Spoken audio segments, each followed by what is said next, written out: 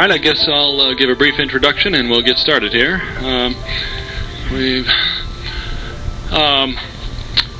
The Assyrians, the Persians, the Babylonians, and the Egyptians assumed a divine right of kings and expanded their territories and needed intelligence information about geographical locations, about the sentiments of their neighbors, etc. A few thousand years later, or actually a couple thousand years later, we still don't quite manage our affairs on the planet as well as we might. We have different political philosophies and standing armies and intelligence communities. I don't know whether we'll ever get beyond this. So in the interim, these countries, especially the superpowers that have intelligence communities, collect information about each other from magazines or from radio signals, from a number of sources. With greater or lesser success, and with mid-course corrections along the way. About 19 years ago, in late September, what is it, the 17th today? September 21st or 22nd, around in there, 1967, the USS Pueblo had just come down from Bremerton, Washington. It had been refitted up there. It was down in here for pre-deployment training, and it was engaged in various maneuvers off La Jolla here. I'll let Commander Bucher tell you the rest. Commander Bucher himself has had quite a background. If any of you have seen his book, Bucher, My Story, I had a copy I was going to show you a while ago, but I don't know where it is now. Here it is. This is the book that came out in 1970, I believe. Bucher, My Story.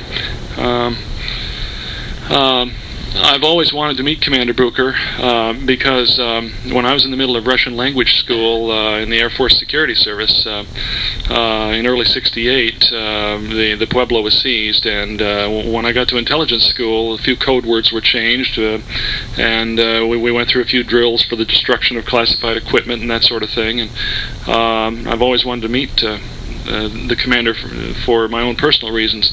I had a couple of classmates who went down on the EC-121 that was shot down by North Korea in April of 1969 as well.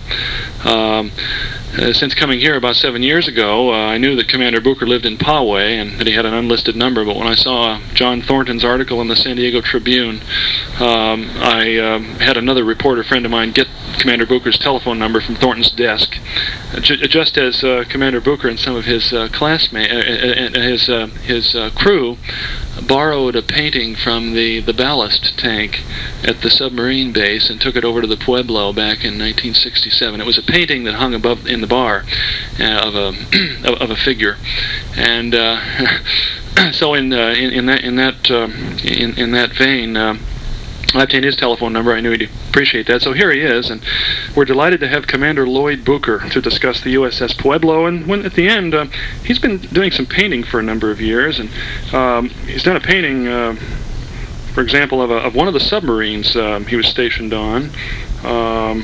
And there are a number of other paintings. He has samples of these paintings inside. I'm going to buy one of the submarine to hang in my military history section. But we're honored to have Commander Lloyd Bucher this evening. Thank you, Mr. Wills. I am honored to be here and confronted with this distinguished group. And I say distinguished, and I mean it from the bottom of my heart. Mr. Wills talked about the history, more or less, of the gathering of intelligence. I suspect that the first Peloponnesian Wars and others where the United States was able to overwhelm Japan in large measure because of their superior intelligence, the ability to read their mail.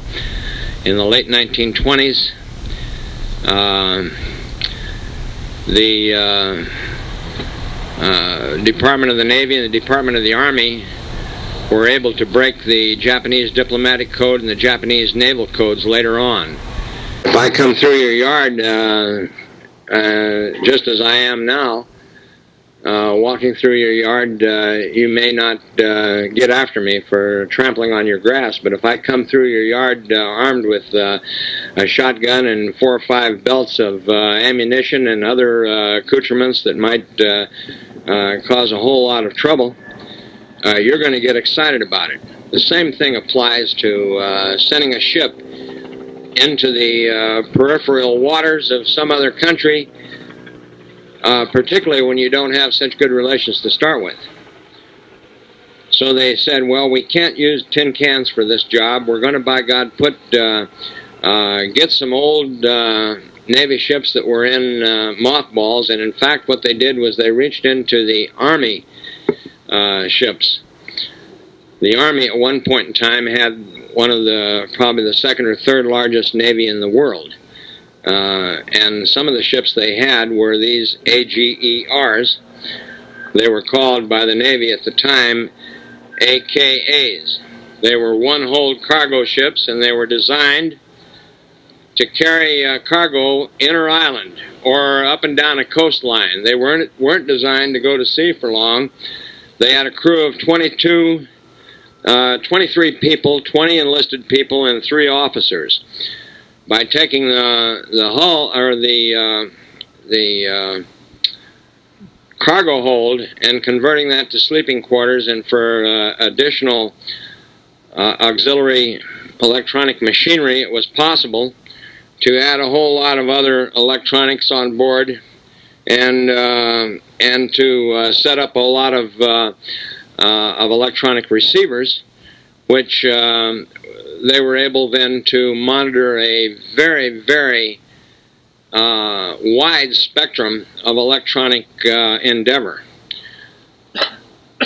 And in order to operate that kind of a ship for long periods of time out at sea, they had to give it additional fuel tanks over and above what it would normally have operating port to port, in other words, a day at sea, and then coming into port someplace that night and offloading whatever, chickens or whatever, and then taking off the next morning.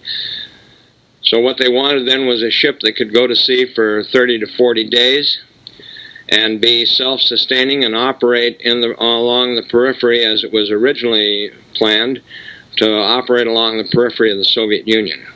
And this then would have the stabilizing,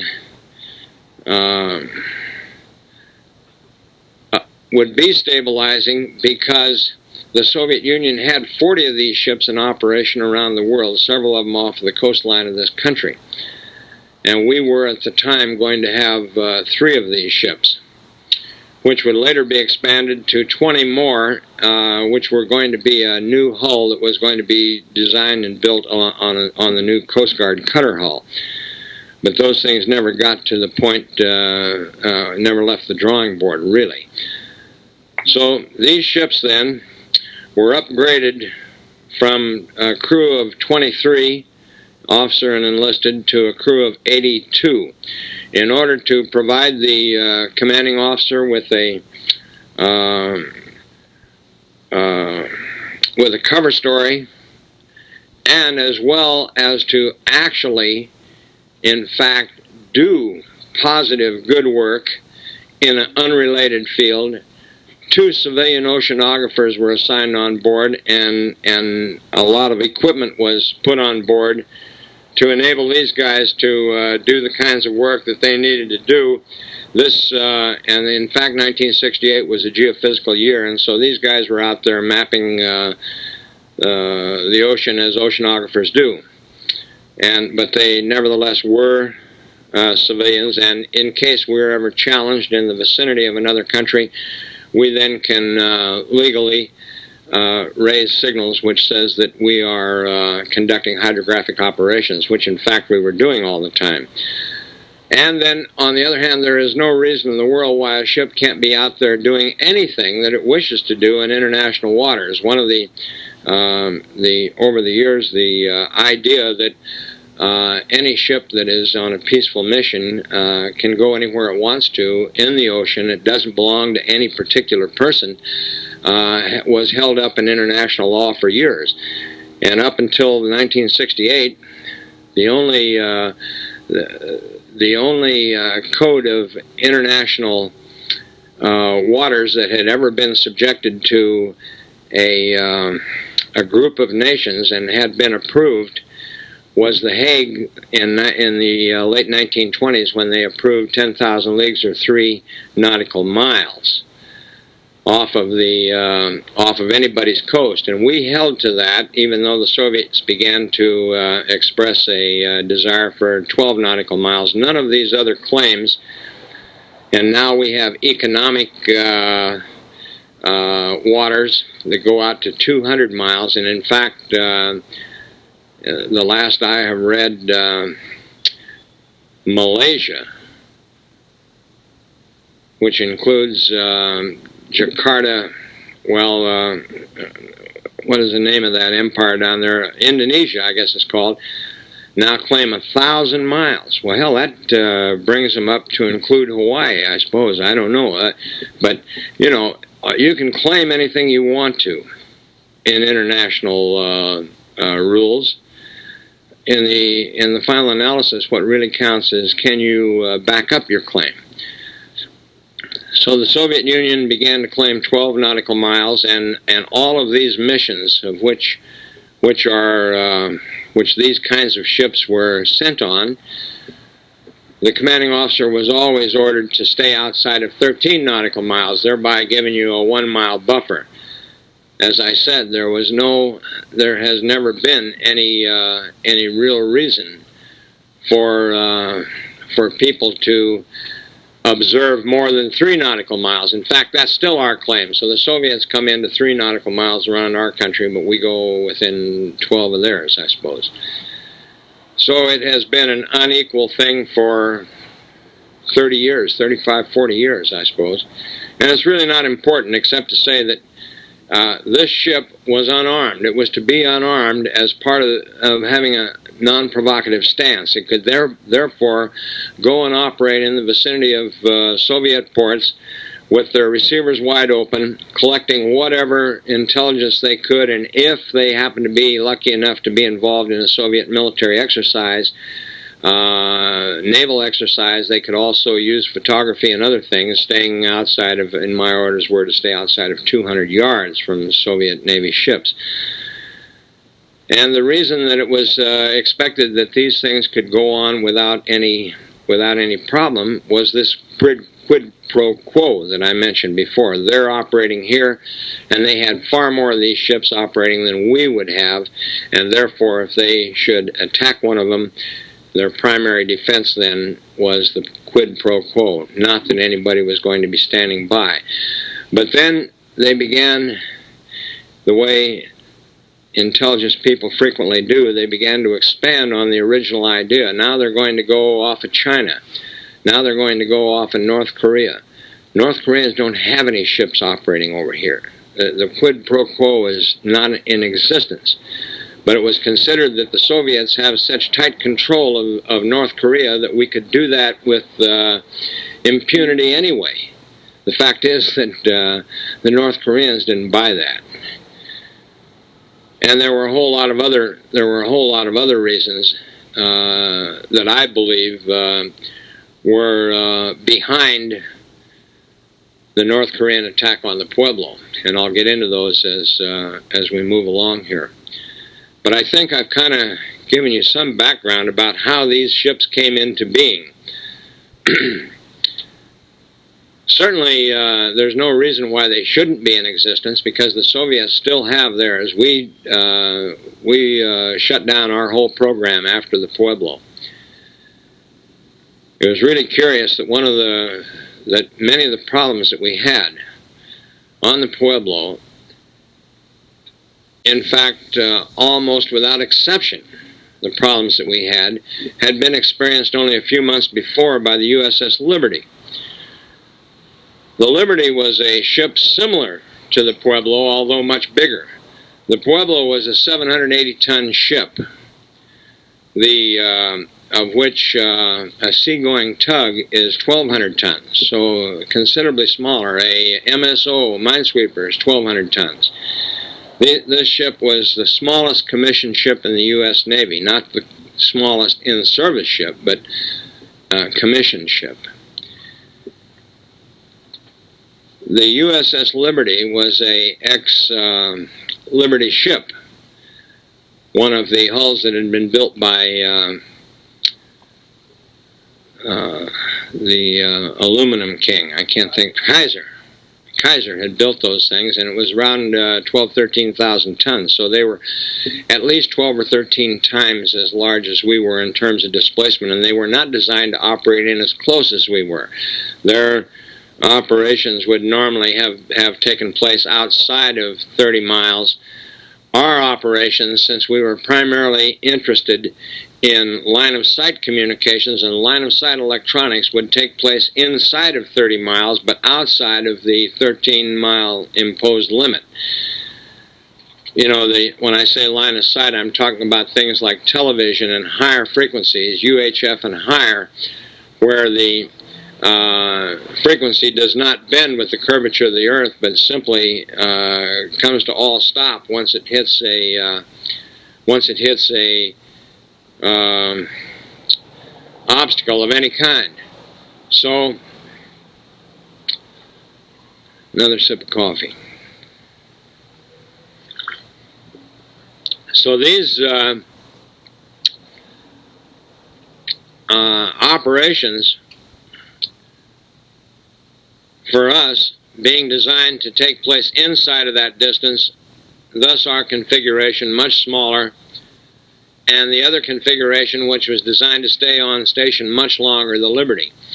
The Liberty had been operating down off of the coast of Africa, doing whatever it was they were assigned to do, when the 1967 conflict between Israel and Egypt began to foment.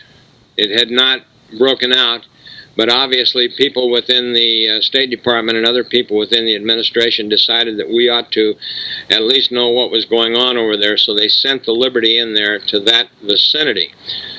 They were given instructions to stay outside of territorial waters and that sort of thing, and which they did. But nevertheless, in that, after the war started, I believe it was only a 6 or a 7 day war. After that war started, the Israelis, claiming that they mistook the ship to be a Egyptian ship, attacked the ship with great vigor. And they killed 30-some people and wounded over 208, and only by great seamanship and the blessings of God Almighty, the ship didn't go to the bottom. The things that happened during this attack, which were the confusion, the problems and destruction of classified material in case they had to destroy things, the problems associated with communications, great problems. All of these problems were exactly the same problems that we had to deal with just 6 months later, in January of 1968. So how come we didn't know anything about those problems? How come they hadn't been addressed? How come the government could allow a tragedy like this to go on, take place, and not say anything to guys that have to go out on similar missions and might have to deal with similar problems? If there's any one thing that we do as a race, the human race, we try to learn from tragedy. If there's an earthquake of a magnitude of 8, we try to construct our future buildings and schools and homes and things to withstand that kind of a shake. In other words, lessons learned are the most important thing in any tragedy, whether it be a tornado, a volcano, an automobile accident. All of these tragedies that surround us all our life are only valuable when we take from those tragedies and learn something to prevent others from having to endure the same problems and to keep from repeating them. Not one thing ever was transmitted to the USS Pueblo in those 6 months that related to that incident. All we were ever told was that it had been an accident and there was nothing to be gained.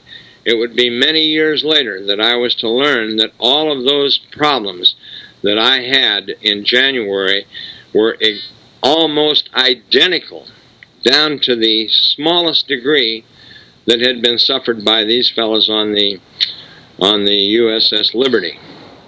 So that was bungled badly bungled by our government, by our Navy. Those people responsible for sending us to sea, who say, look, go do these things.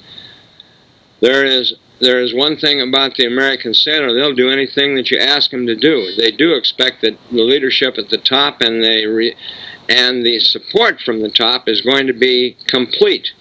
Once they have committed you to do anything, they're going to be there to back you up if something goes wrong. It's not to say that every commanding officer or every officer or every enlisted guy is going to carry out his duty 100% of the time in exemplary fashion. We're human beings. You make mistakes too.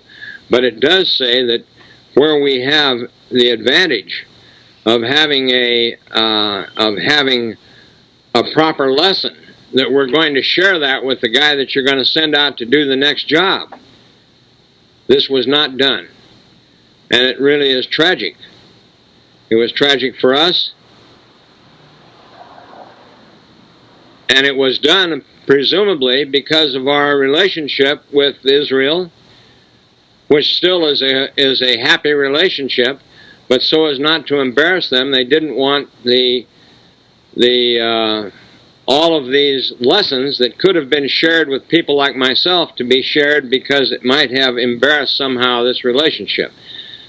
It has nothing to do with Israel, quite frankly, and it's of no consequence, no matter to me, one way or the other. But here we have the loss of a number of American lives, people that that people in this country sent into the service or at least went from families who have been basically abandoned, and then those who came on after who don't get the benefit of those lessons learned simply to avoid having some hard feelings in a political relationship, which I don't understand. But it's nevertheless what happened. So immediately after the Pueblo incident, and I'll get into that soon, immediately after the Pueblo incident, the other two remaining ships were given water-soluble paper with all their classified material was written on water-soluble paper. This was in 30 days. So that all you needed to do in case you were in danger of losing the ship or having it go aground, which was always my concern, all you do is take a saltwater hose and spray it on this stuff, and it melts. Well, we didn't have anything like that. Certainly if they could put it on board these other two ships within 30 days, we could have had it if somebody really cared that much about the problem. A whole lot of things were done that we had to literally fight tooth and nail to get done. The other ship that I was very aware of, two of them, was the Banner. All three of the people that went to skipper these things were all submarine command qualified, which included myself and these other two guys. Chuck Clark wrote me a letter that they had been down on this same kind of ship off of Shanghai, and they had lost their engines. These things were really derelicts in many ways, so you could expect that an engine would break down, and you only had these two little 6-cylinder diesels, what we used to call in submarines donkey engines, and that was your main power plant. They had broken down, and therefore they also had no communications. So just off of Shanghai and surrounded by more than 500 junks. Just not warlike junks, but I'm just talking about being totally surrounded, unable to move, and not having any power. and I began to extrapolate his experiences into possible experiences for myself, because the monies that were available for reconditioning this thing had been cut back by $1 million out of the $4 million that they had given initially. So with that in mind, I thought, well, heck, we got to have some way to destroy things in case the rudder drops off or something like that and we go aground. We've got to be able to destroy this sucker. So I asked for a destruct system, which could be put aboard and then be activated by some electronic means, which I would keep the at least half of the capability for on my person, and somebody else perhaps have the rest of it. But at least we would be able to destroy that ship, having gotten the crew off and some means to provide for the crew to get off the ship. A whole lot of things that I asked for, including a system that would enable me to scuttle the ship in the event that I had to do that. I asked for an incinerator, because the amount of classified material that was on that ship was voluminous. Probably over 2 tons of it. That is over 4,000 pounds of written classified material. It was not classified material that was of great pith and moment to the defense of our country. What it related to basically was what we knew about North Korea. It had been collected over the years since the end of the Korean War, and had been filed and had been analyzed and all of those things, so that in the event some of our guys had to go over there in the future and fight another conflict, they would have the advantage of knowing what kinds of capabilities these people had. That was our purpose in being there, was to determine if there were new Soviet-inspired capabilities that were being used by their armed forces, and what their latest communications routines were. All those kinds of things that you can imagine just sitting around thinking about it. It's like wanting to know what your competitor is doing, and thereby arming yourself sufficiently to be able to beat him in the marketplace. The same thing happens in the military battlefield. It really is as simple as that. A whole lot of complexities to it, but the ideas are simple. The many requests that I had made had, without exception, been turned down with the excuse that there was not enough money to fund those programs. And when we would come back from captivity, and I was standing in front of the Court of Inquiry, which had been called to investigate into all of the ramifications of the USS Pueblo and what had happened, I testified to these letters. Naturally, I didn't have any of them, because the letters that I had, although we were able to destroy all the ship's classified verbiage, written materials, there was great numbers of those things that were kept by the so-called security detachment that had not been satisfactorily destroyed. One of the things I said I tried to get was an incinerator worthy of the name. Whether I said it or not, I meant to say it. An incinerator would have enabled us to, a fuel-fed incinerator would have enabled us to destroy things, to burn things. All the Navy was willing to provide us was a cut-in-half 50-gallon oil can, which was welded to the fantail. And that was a place where you threw paper and you burned it in there. Well, if you've ever tried to set fire with a match to a telephone directory of any size, you know you can't do it. You've got to tear those pages out. You've got to get the fire started. You have to sit there and tear these things out. We had hundreds and hundreds of those documents which were required to be torn out. I had asked the Navy to allow me to offload 90% of that stuff that wasn't involved with this particular mission. I was turned down on that. I am not exaggerating, nor do I mean to give you the impression that somehow or other I was the only one that was thinking on this thing. I suspect that that's not true, but I'm telling you what I did do.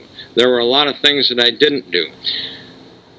When we got to Japan just before this operation, and we had come across the Pacific having lost our rudder, by that I mean having lost it operationally, over 200 times, I decided that it was possible for this ship to go up off of the coast of North Korea, which we already knew we were going to be doing, and have the rudder fail, and I could go aground with no way to steer the ship. It was not a happy thought. I had just left that job previous to going on board here as operations officer, where I was responsible for the operations of a number of about a dozen submarines in the Western Pacific. The 50-pound cans of TNT, which we always sent out on submarines going out on patrol, and enough primer cord to connect the three cans throughout the ship. I was told that they had an additional ore, and so there was none. There were no extra supply, because some people had discovered that there was in the area thermite bombs, but there was a standing order across the Navy that prevented Navy ships of any kind from carrying thermite bombs. If you explode once, you ignite them. So, although I could have illegally brought those things aboard, I'm not going to have a mistake happen and then later on expect. But the point is that there was no real organization within the Navy to take care of these ships. We didn't belong to the 7th Fleet. We didn't belong to any fleet. In the entire 7th Fleet out there, of which had several hundred ships in it at that moment, the Banner and the Pueblo belonged to nobody. And one of the problems that we had in getting help out there was when we asked for help, Admiral Moore, who was then Com 7th Fleet, said, well, what the hell is the Pueblo? I admire his goals. I admire the things that he stands for. I do not feel that he is in any better position, though, to defend us than President Carter was, because the mechanism that is in place when the guy gets there is not going to change. I wish that I could say to you that we are in good hands, but the only hands we're literally in are those who are willing to think about the circumstance and to address themselves to it. Writing to congressmen probably is of some value, but in essence, don't be too astounded when things go awry. I think that it's just as possible and probable for things to go wrong as they are for things to go right.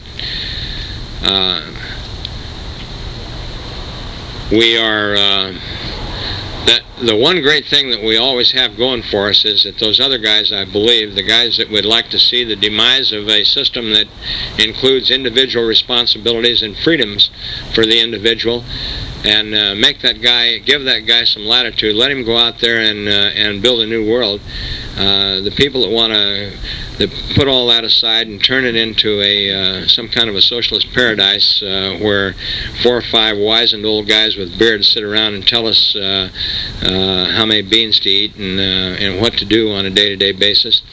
The difference between those two ideologies is vast. And the best thing we can do is to preserve, I think, the ideals that were set forth in 1778 in our Constitution, and before that in the Declaration of Independence. It's seldom understood or realized that in that year, at that point in time, there had not been an experiment in democratic, actually in Republican government, a Republican form of government being that each person has a vote, or that the general population has a vote. That had not even been experimented with at that point in time for the past 200 or 300 years.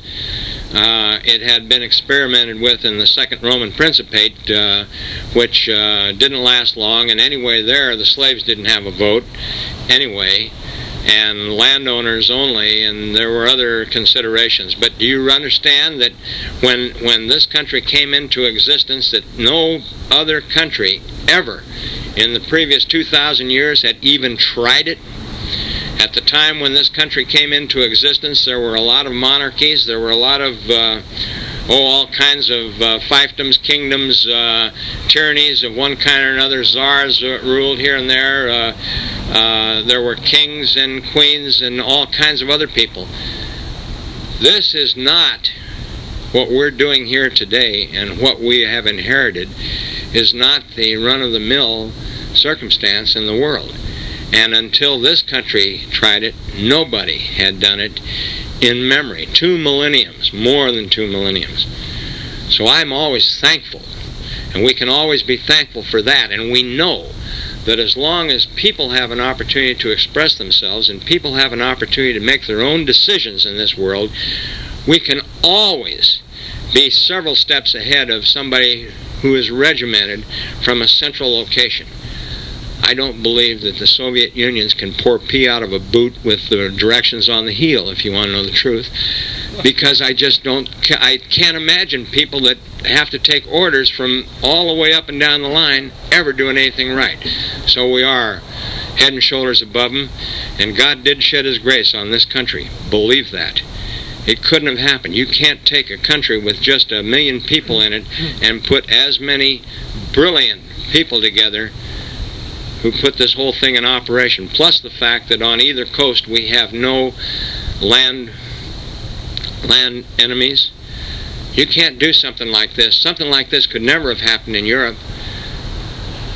You'd never have time to let it grow, to let it happen, because there's always pressures. These borders. Have you ever noticed around the world that the people that hate each other most are the nearest neighbors? Always. Usually in just in any one town, the people that you get along least with, the guy that you live next to. And this is, you can just walking around in this world, you can learn a lot about the way things are. I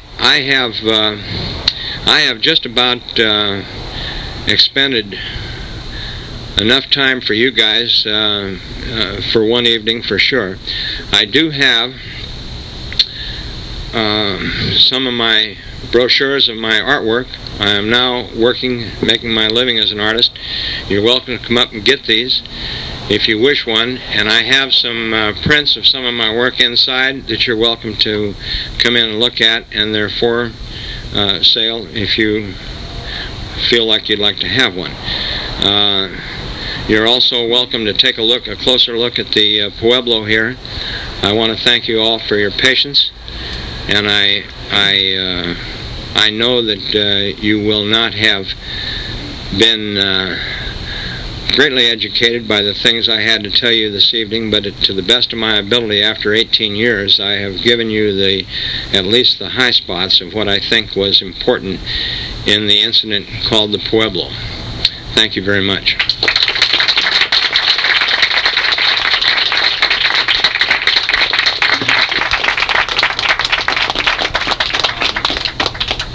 Commander Bucher will take a few questions. Yeah, I'll try to respond. Yes.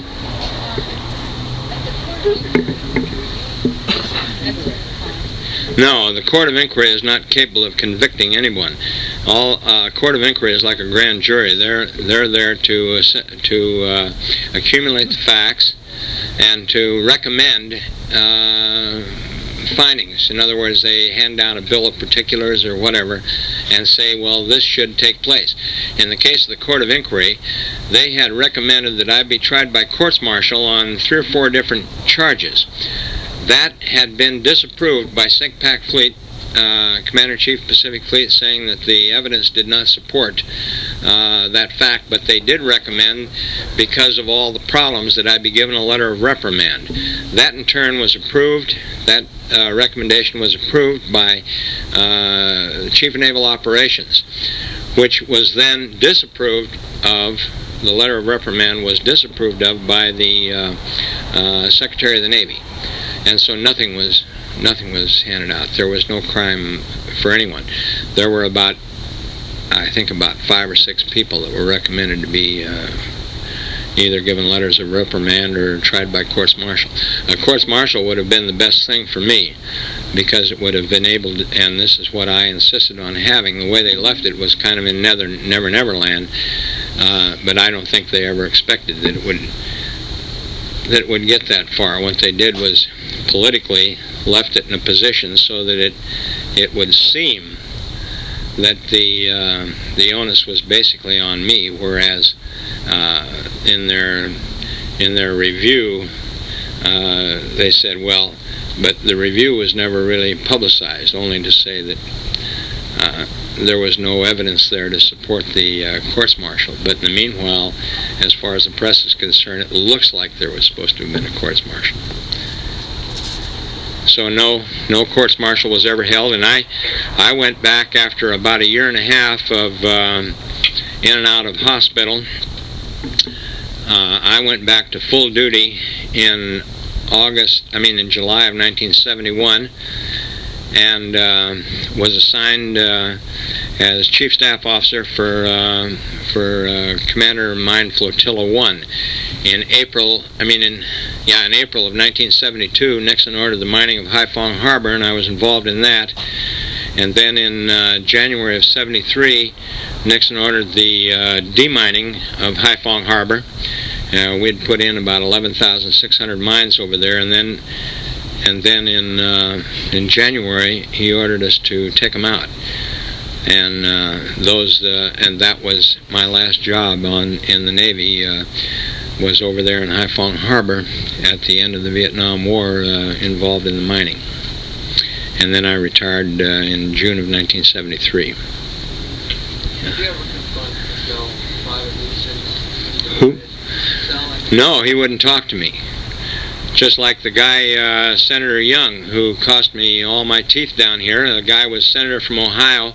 While we were in captivity there, he gets up on the floor of the Senate and says that after there had been a huge outcry, we hadn't been captive very long, to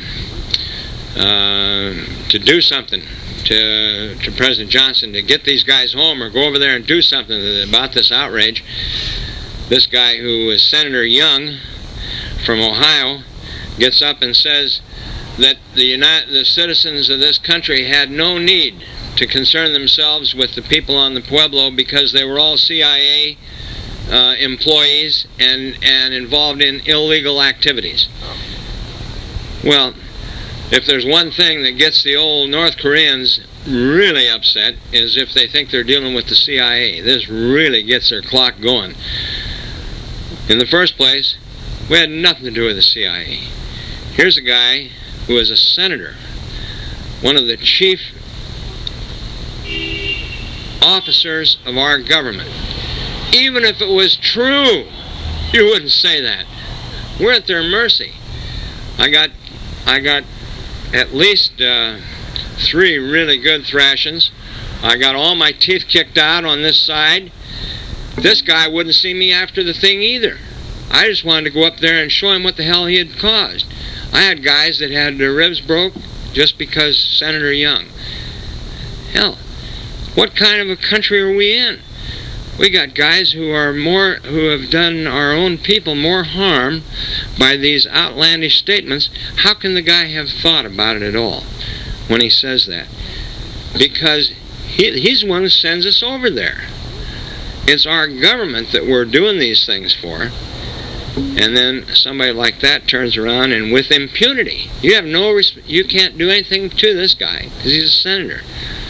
I went back there. I made a special trip to Washington, and they barred me from his office. They had the police there. Hell,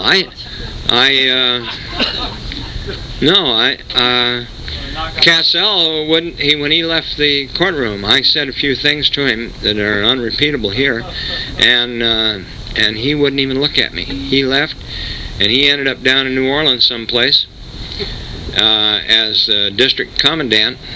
And I wrote just what I've told you tonight in my book, and I never heard another word from him. So it's all in that book that I wrote. And if there was I'm sure that a man's reputation, as sullied as it was, as far as what I wrote there, if there was any accuracy to his denial, he would have certainly taken me to court. But Irv Easton was still alive, and he still is. Yes. How do Americans see you today? Do they see you as a hero or as a traitor? How is... Well, I don't think anybody ever saw me as a traitor. I don't know that. I'd be a traitor if I turned over my ship, I suppose, or as a hero either. I suspect Americans don't see me as anything because 90% of the Americans in this country don't even know the Pueblo ever existed. Of those who do, I suspect that a lot of people wish that I had done something different, whatever that might be, I don't know. Many people, including I would say, almost without exception, everybody I served with feels that I did a reasonably good job and probably as well as I was capable. I don't have any other way to respond to that. But hero, no.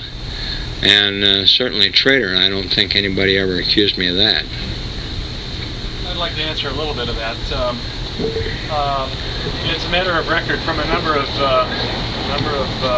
accounts other than Commander Bucher's that he initiated a number of moves that stalled for time so that things could be destroyed. And, there was a problem about the absence of thermite magnesium devices with which to melt equipment, but Commander Bucher did initiate stalling techniques to buy time. For example, he followed the North Korean vessels into Wonsan at all ahead 1/3 rather than full speed, and he shrugged his shoulders when they wanted him to follow him a little faster. He stalled for time. He did what he could. As Admiral Johnson indicated, another admiral in the Pentagon wanted the Pueblo to be armed with 50 caliber machine guns fore and aft, but that would be silly. It would compromise the nature of the mission. It would make it look like a provocative vessel. So there were conflicting interests in operation here. Admiral Johnson advised Commander Bucher to keep the 50 caliber machine guns pointed down or keep them covered. He wanted them in the bilges. He said they had no place being on the ship. In fact, in the case of the USS Banner, their guns were underneath. In the bilges, right? But no, I think that when you ask a question like the one you ask about most people's perceptions, I don't think that either extreme would have fit the mold of most people's perceptions. I think that most people in the service said to themselves, "There, but for the grace of God goes me." And certainly I had a number of very high-ranking people come to me over the years and express themselves to me in very nice terms, including some of the best friends I had were people like Admiral Moore, who was Chief of Naval Operations. The idea that a ship of this Navy could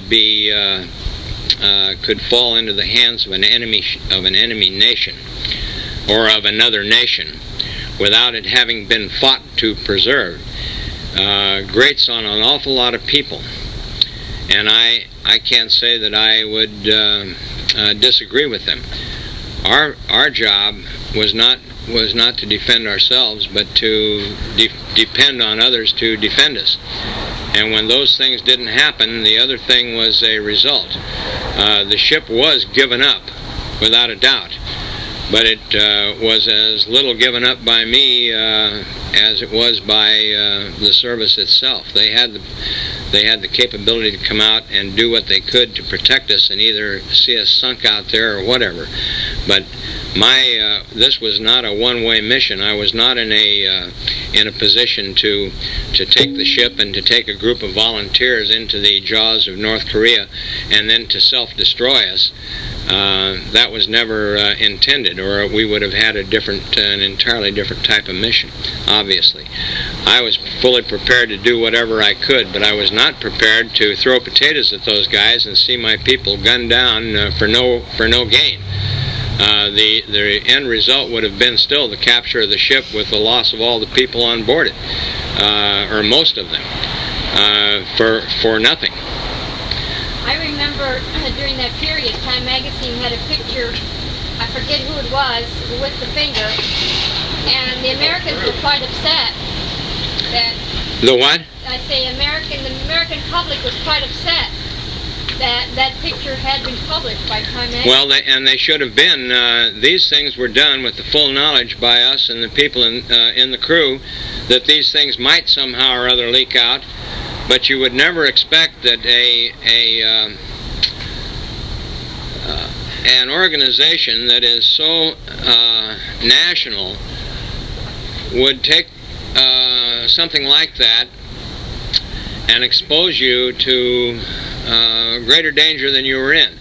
It's always understood when you're from the confines of a prison camp that the things that you do to discredit those people could turn around, and we took that into consideration, and it could end up being your own destruction.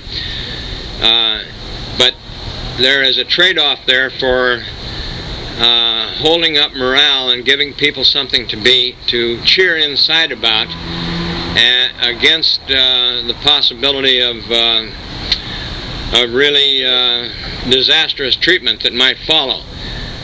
I was astounded that Time Magazine would do that too, and what they said, and of course that's what precipitated what we called the Hell Week over there. They said in the magazine that once again the captives of the Pueblo had badly shown up the North Korean flaks. Flaks being people who publish yellow journalism, or in this case, propaganda.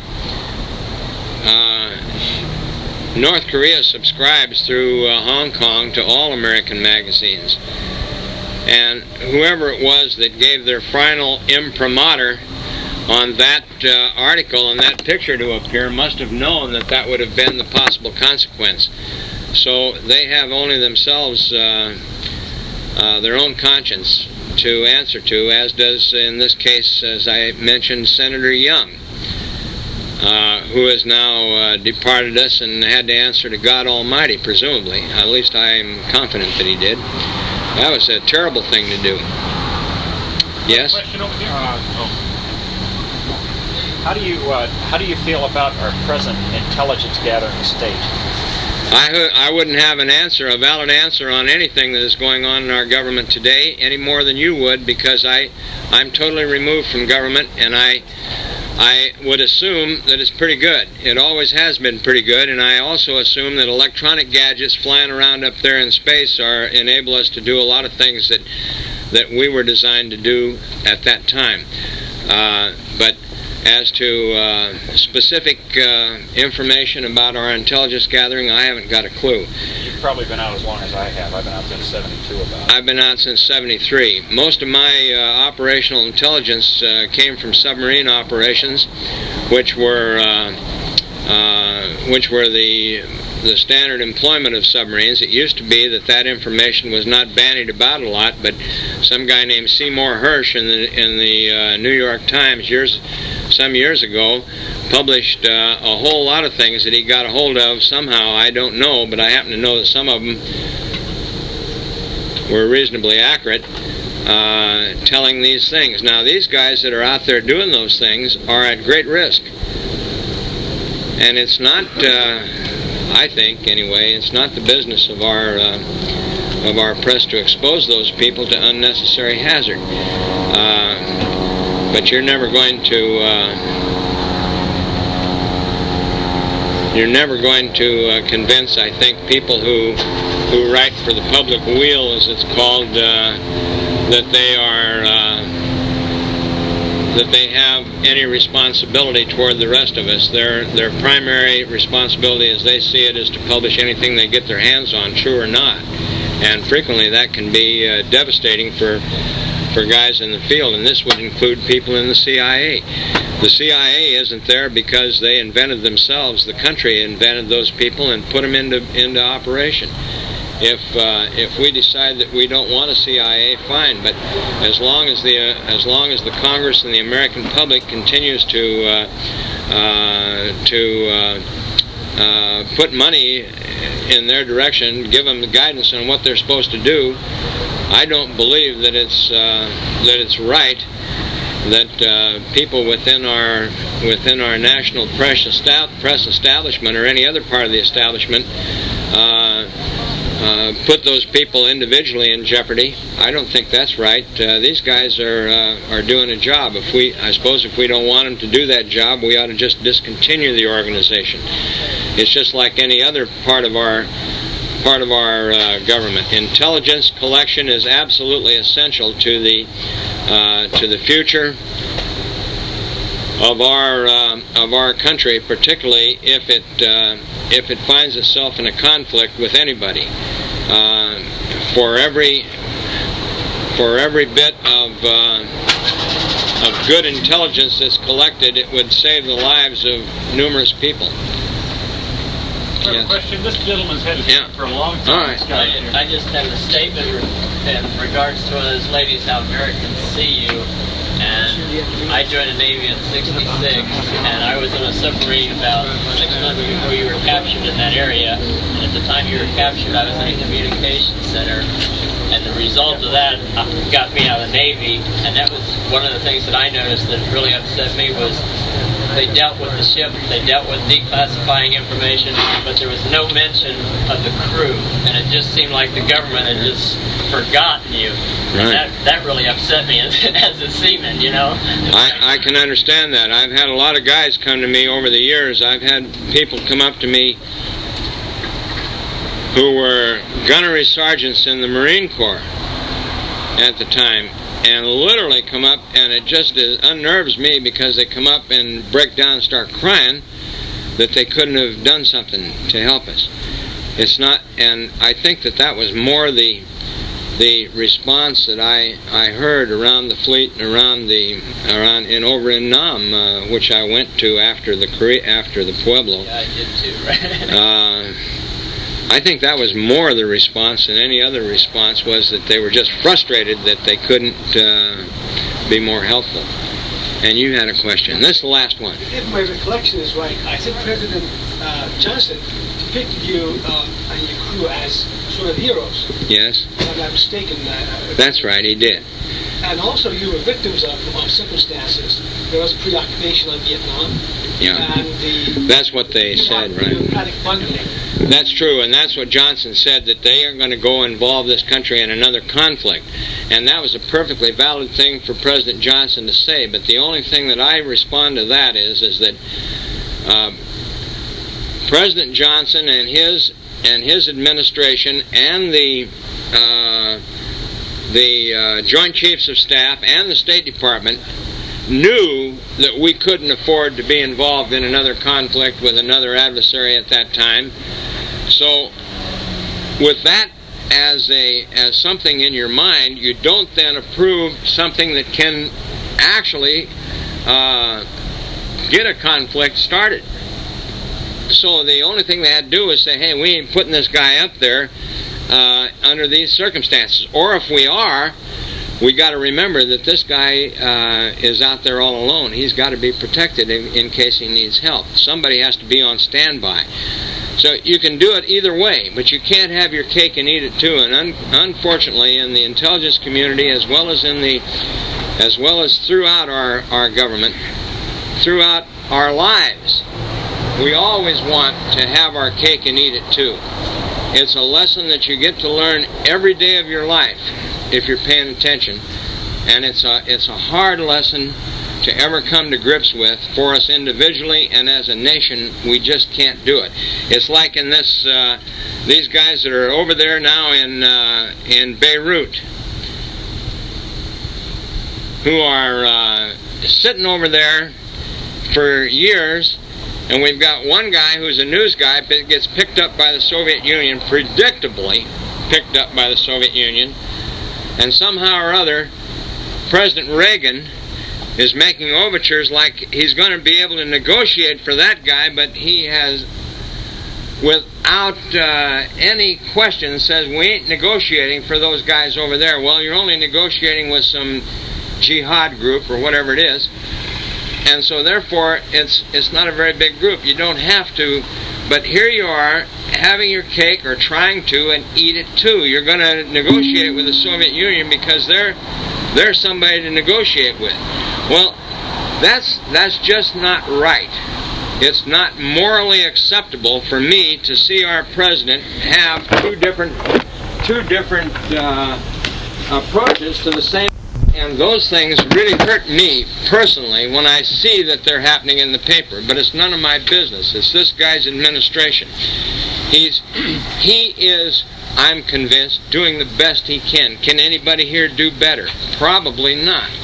But that government of ours is so huge in Washington, and the bureaucracy is so complex that any part of it can jump up and grab you in an instant. And what you thought was a policy that had been firmly established can fall to pieces in an instant, as this now, I think, is showing. The Soviet Union does not play by the same rules that we play by. Neither does North Korea. When they told us over there, this so-called, these guys told me as I'm complaining to them about why we can't have this or the other thing or mail. They said, this Geneva Convention, they laugh at you. They think that you're crazy for even thinking that something like the Geneva Convention has any water at all.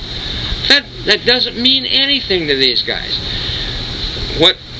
What is important to the North Koreans and the Soviet Union is they are determined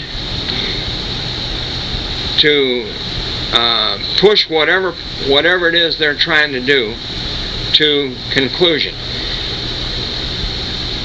Any means is justified by the goal that they have.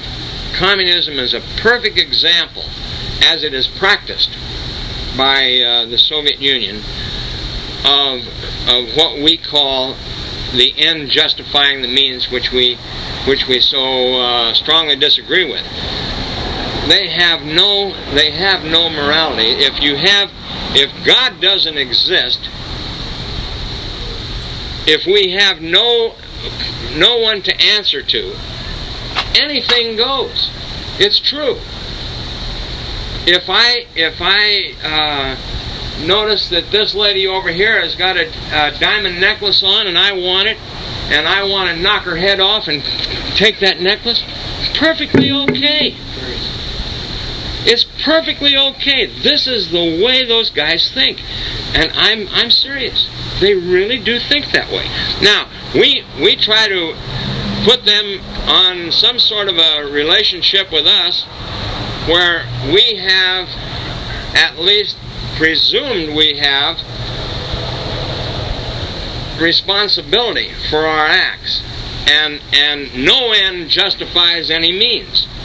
If that's the case, you're at loggerheads all the time. You're trying to have your cake and eat it too. You're trying to talk to somebody on a level that they have absolutely no consideration for. And it's a perennial problem as far as government juxtaposition is concerned in our way of life. One of us both of us can't be right. Maybe neither one of us are right. But the point is that we're in when those guys say, like this guy they turned loose and had a press conference yesterday, when this guy says, I was set up, and I was just merely walking along the platform, and all of a sudden somebody tried to shove some documents on me, and I was wrestled to the ground. To them, to that way of thinking, when they're not responsible, individually, morally responsible, and God does not exist, that's a perfectly justifiable thing to say, because you're foolish enough to think that he might feel that way, that he might feel that he's talking like you talk. It's like they bring these guys from Moscow on TV and they set them up there and they're telling us what they think about the president's talk. To me, that's just damn nonsense. This guy is not going to give you any kind of a personal opinion about what he thinks at all. It is a line that is designed to promote whatever their goals are, which certainly does not include the continued existence of people who are free. It's just as simple as that, regardless of what whether they think they can follow Marx's dictums to the conclusion where we will all somehow or other shed our belly buttons and take on wings and fly around singing and picking daisies and smelling the roses. This is a goal that is justified by any means.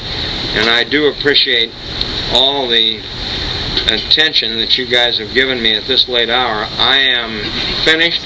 If you'd like to see some of my work, you're welcome to, and please take some of this. As the host, I'm going to thank you, Commander Bucher.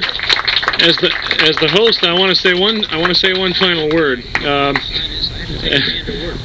As a former intelligence officer who was active when the Pueblo was seized, I just want to state for the record that the USS Pueblo had insufficient air cover. They had no air cover at all, and as a result of the Pueblo, the mission, a number of missions orchestrated thereafter, did have air cover in the European theater, and I wish you had had sufficient air cover, Commander. Thank you, sir.